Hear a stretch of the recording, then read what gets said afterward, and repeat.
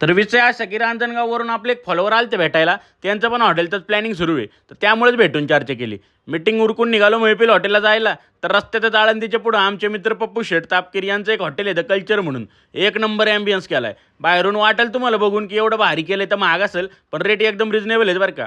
Banquet पण आहे आणि बार पण आहे. बराच वेळ चर्चा केली मग बिझनेसबद्दलच. मस्तपैकी पनीर बटर चिकन आणि नान खाल्ले आणि निघालो पुढच्या प्रवासाला. चव एक नंबर होती. तुम्ही पण नक्की भेट द्या.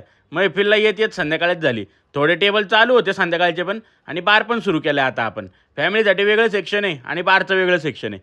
चिकन थाळीला चांगला रिस्पॉन्स होता. लाल रस्सा किंवा काळा रस्सा कुठलाही घेऊ शकता तुम्ही. दोन्ही ऑप्शन आहेत आपल्याकडे.